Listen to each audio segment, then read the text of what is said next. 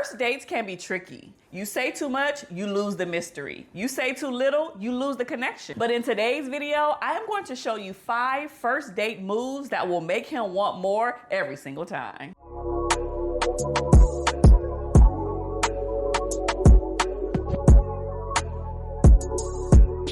Hey everybody, welcome back to another episode of Keeping It Real with Kiaundra. I am your host, licensed therapist Kiaundra Jackson. Now, before we get into it, I need for you to put in the comment section, tell me what are some things that you do on your first dates. Let's chat about it. Now, there's tons of videos already out there that'll probably talk to you guys about the basic fundamental stuff. We know that when you go on the first date, you should be looking good. You should be smelling good. If getting your hair done and your nails done and wearing whatever you want to wear is your thing, make sure you do that. Fellas, if you're watching this, make sure you get a haircut, make sure you smell good, make sure you look nice. Those are all things that I absolutely believe that you should do, but this video ain't about that. I wanted to go a little bit deeper past the surface level stuff that we already know. The first date move that I want you to practice and implement is to show up with confidence and poise. Let me be the first to tell you that confidence is magnetic. The way you carry yourself, please hear me, through your posture, through your eye contact, through your body language. I've told you guys multiple times before,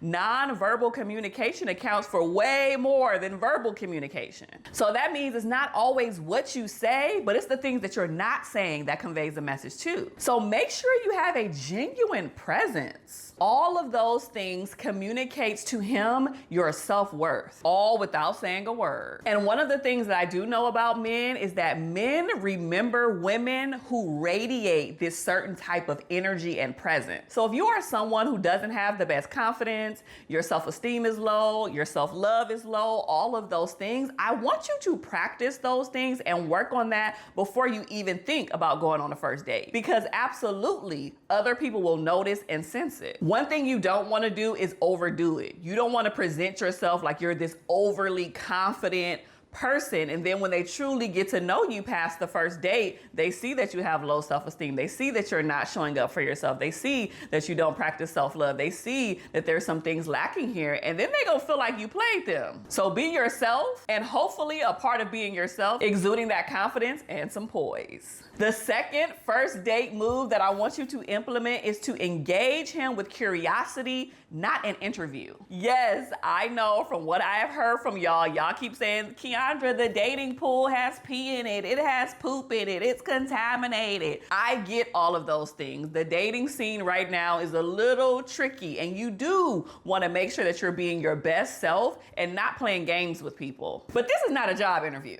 Okay? You should not whip out your biblical scroll of a CVS receipt and say, okay, so tell me about this and this and this. Let it be natural. I want you to practice open-ended questions, thoughtful questions that actually spark a conversation, not just questions that will result in a yes or no answer. And the key to this is show genuine interest. Even if the other person may be a little bit boring, or they're talking about something you may not be interested in, or they have interest in things that are not similar to yours, you can still show genuine interest in that moment. Because you better believe you will want him to show genuine interest in you, even if you guys are not on one accord in 100% of the things. So instead of running down this checklist, make sure that it's natural and enjoyable. Now, I'm not saying avoid some of the hard questions, because I do think that it's important to know if there's going to be a second date, right? Like, I need to know if we're on one accord on a few things, at least on the first date. And then that way I can say, okay, well, maybe we can go on a second date. Maybe I can get to know this person a little bit further. So there are some things that you want to make sure that you're tapping into. But once again, don't do your biblical scroll of a job interview, because this ain't the time. And I want to pause right here before I move on to the next one to remind you guys that dating is just collecting data. You don't have to figure out if this person is the person you go marry. You don't have to figure out if this is the person you're gonna have kids with on the first date. Like, this ain't that type of party. Just collect information and see, okay, am I gonna call you or answer your call? after this first date? Are we gonna go on a second date? Is this someone that I want to get to know? Or am I gonna cut it here and say, hey, I had a wonderful time, but we're just not a good fit? I recently did a video about the difference between chemistry, compatibility, and connection. I'll link it up here and put it in the description so you guys can check it out, because that's really important on first date. Oh, and while I'm here, don't forget to like, comment, and subscribe, because doing that helps me to create content like this for you guys every single week. The third first date move that I want you to practice is to have harmony between vulnerability and mystery. Share enough about yourself, but not too much. And you're going to share enough about yourself to build connection, not to tell them your whole life story, give them all of the tea about your baby daddy, your previous marriage, what happened when you were born, what your kids and your parents was like, and what your childhood. Okay, save that for date 2, 3, 4, 5. Okay, this is where you just want to give them a little bit, but still remain curious. Like, oh, tell me more. Because what this is going to do is going to create intrigue. And it's also going to give him a reason to want to go on a second date with you. But if you remain too closed off and too jaded and real just shut down, and you're not willing to give any information about yourself, yeah, reciprocity, right? Remember, vulnerability goes both ways. You want him to be truthful and honest with you, but you also got to be truthful and honest with him too. And I had seen on Threads, this person was saying, never give anybody information about you on your first date because they'll weaponize it and use it against you later. That's coming from a place of hurt and trauma, and we are not trying to perpetuate those cycles. Yes, there's safety and you shouldn't tell everything, but at the same time, if you see this progressing and moving forward, or you see a future with this person, you should be vulnerable with them at some point. The fourth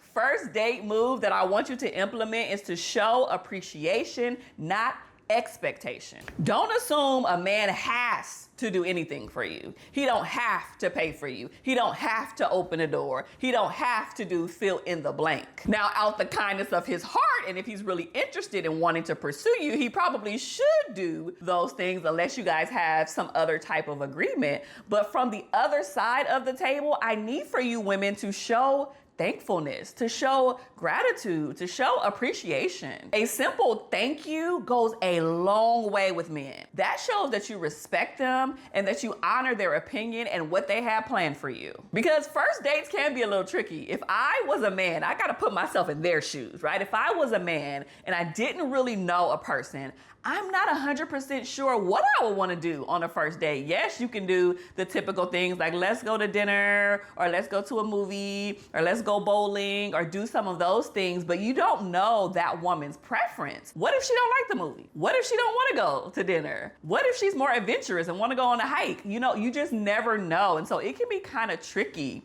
for a guy to plan a first date, but we mitigate all of that by just communicating, saying, hey, I would love to take you on a date. I'm not 100% sure of what you like, but I was thinking of these 3 things, right? Which of these would you prefer, right? Like, give us options, man, give us options. But to go back to what I was just saying, gratitude and thankfulness, it really signals emotional maturity. If you're not thankful on the first, second, and third date, baby, you're not gonna be thankful throughout the relationship. And he gonna have a problem when he does something for you and he can't even get a simple thank you, or I appreciate that, or you know what, babe, you didn't have to do that. I appreciate you. I know you had a hard day at work. Trust me, when men feel respected, it's going to deepen the attraction for you, and it's going to make him want to do things for you even more, because he's like, oh, my baby appreciate me.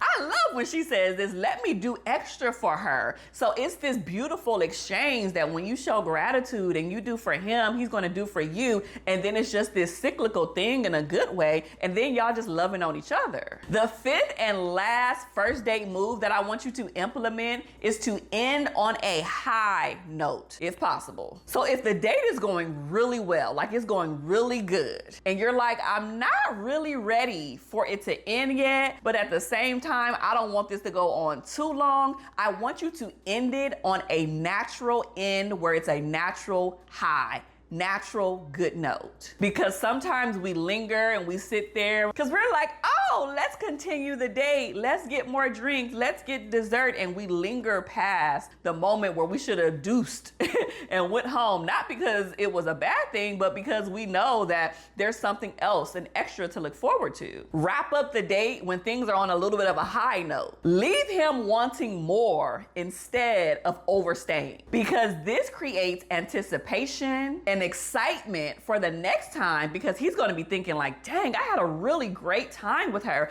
I can't wait for me to meet her again. I can't wait for me to see her again. I can't wait for the next date, because if the first date was this good, I can only imagine that the second date is going to be even better. So thank you so much for watching another episode of the Kiaundra Jackson Show. Don't forget to like, comment, and subscribe. And guess what? I'll see you in the next video. Be blessed.